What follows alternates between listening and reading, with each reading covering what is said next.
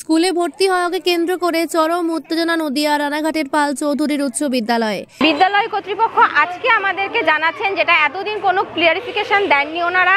Assistant head sir আমাদেরকে জানালেন যে যারা 1 থেকে পড়ে এসছে তারা অটোমেটিক্যালি ভর্তি হয়ে যাবে।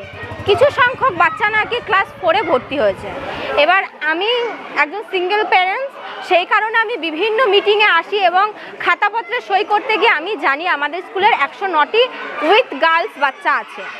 এবার ওনারা বলছেন যে এখানে নাকি 50-60টি বাচ্চা বাইরের ক্লাস 4-এ ভর্তি হয়েছে, কিন্তু সেটা নয়। আমাদের ক্লাসটা হচ্ছে লকডাউনের ক্লাস, সেই জন্য আমাদের বাচ্চার সংখ্যা প্রচুর।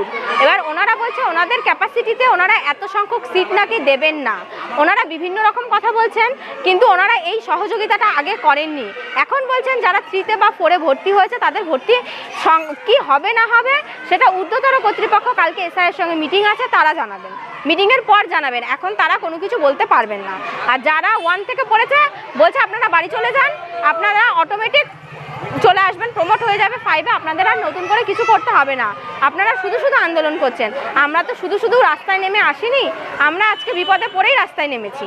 এতগুলো গার্জেন আরও ছিল, তারা বাচ্চা নিয়ে বাড়ি গেছে।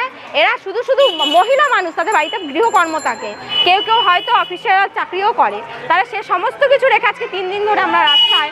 নিশ্চয়ই শুধু শুধু নয়, তারা আমাদের কিন্তু আগে জানায়নি যে কি হবে। অ্যাকচুয়াল প্রত্যেকটা বাচ্চা এখন ওনারা যেভাবে ডিক্লেয়ার দিচ্ছে যে 3 বা 4-এর বাচ্চাগুলো যারা নতুন করে ভর্তি হয়েছে তাদেরকে আমরা করব না। বিভিন্ন স্কুলে ভর্তি হয়ে গেছে, আর এখন নতুন নিয়ম আছে, যেই বাচ্চার একটি স্কুলে ফর্ম ফিল আপ হয়ে গেছে সে অন্য স্কুলে ফর্ম ফিল আপ করতে পারবে না। সুতরাং এই বাচ্চাগুলোকে যে ওনারা নেবেন না কোনো ক্লারিফিকেশন দিচ্ছে না। এদের ভবিষ্যৎ কি? শুধু আমার বাচ্চা ভর্তি হয়ে যাবে, আমার বাচ্চা 1 থেকে পড়েছে, কিন্তু আমি এখন এদের পাশে দাঁড়িয়ে আছি যে এই যে আমি ধরেই নিলাম 5টা বাচ্চা আছে যারা 4-এ ভর্তি হয়েছে, তাহলে এদের ভবিষ্যৎটা কি?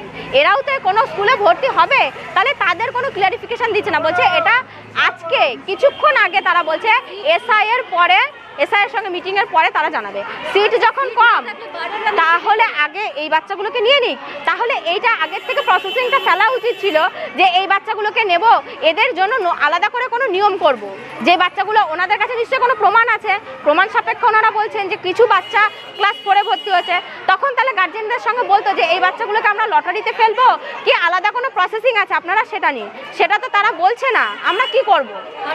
নিশ্চয়তা আমার বাচ্চা হয়তো বলছে কোনো বাচ্চা কিভাবে কি করবে, ওনাদের কোনো কথায় আমরা আশ্বস্ত হয়ে নিশ্চিন্ত হতে পারছি না। কারণ ওনারা বলছে, কারণ ওনারা কালকে একরকম স্টেটমেন্ট দিয়েছে, আজকে স্টেটমেন্ট বদলাচ্ছে, বলছে আমি এই কথা বলেছি, কালকে মাইকিং করেছি। কালকে আমি শুরু থেকে ছিলাম, কোনো মাইকিং হয়নি, কোনো কথা হয়নি। ওরা 5-এ যে ভর্তি হতে পারছে না এটা অনির্দিষ্ট, মানে ওদের কোনো নিশ্চয়তা নেই। এখন কিছুক্ষণের জন্য ওনারা হয়তো বলছে যে যেহেতু এটা অনেক দূর চলে গিয়েছে, তারা প্রেশারাইজেশন তাদের উপরও আছে, আমরাও কিছুটা বুঝতে পারছি, সে কারণে হয়তো তারা বলছে 1 থেকে যারা পড়েছে তাদের ভর্তি নেব, যেটা রুলসে আছে। বাদবাকি বাচ্চাদের আমরা জানি না, সবার নিশ্চয়তা নেই ভর্তি হওয়ার। 5-এ ভর্তি হওয়ার সবার নিশ্চয়তা আমরা কিন্তু পাচ্ছি না। এই প্রাথমিক বিদ্যালয়ে 4র্থ শ্রেণীর ছাত্রদের শংসাপত্র দিচ্ছে না বিদ্যালয় কর্তৃপক্ষ। বেশ কয়েকদিন ধরেই এই একই জটিলতা চলে আসছে বিদ্যালয়ে। তাদের দাবি যতক্ষণ না পর্যন্ত এই সমস্যার সমাধান হচ্ছে তারা আন্দোলন চালিয়ে যাবেন। 1 শ্রেণীর অভিভাবকদের অভিযোগ যে এই বিদ্যালয়ের 4র্থ শ্রেণীর ছাত্রদের শংসাপত্র না দিয়ে বাইরের বিদ্যালয়ের ছাত্রদের ভর্তি করানো হচ্ছে। যদিও ঘটনাস্থলে যায় রানাঘাট থানার পুলিশ এবং বিক্ষোভকারী অভিভাবকদের সঙ্গে কথা বলে আশ্বস্ত করেন, এরপরে পরিস্থিতি অনেকটাই স্বাভাবিক হয়। এখন দেখার অভিভাবকদের তোলা অভিযোগ কত তাড়াতাড়ি সমাধান করে বিদ্যালয় কর্তৃপক্ষ।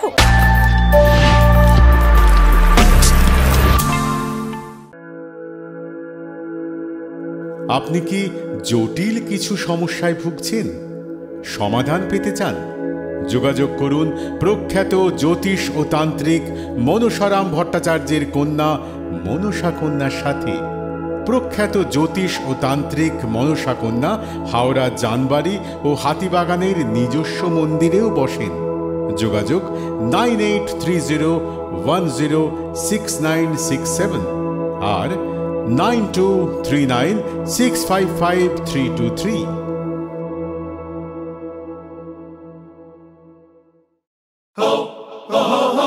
পুজো মানে জমকালো লাইন, ড্রপ বক্স লোফালুফি আইন, পেপারের ক্যাটালগে আঁকা বাঙালির ইমোশনে মাখা এ ভরসা কি উপায় জার্নি পায়ে পায় পৌঁছে দেবে ঠিক ডেস্টিনেশন বিশ্বমান শ্রীলেদার্স কাটিদার শ্রীলেদার্স শ্রী লেদার্স, হাওড়া ময়দান।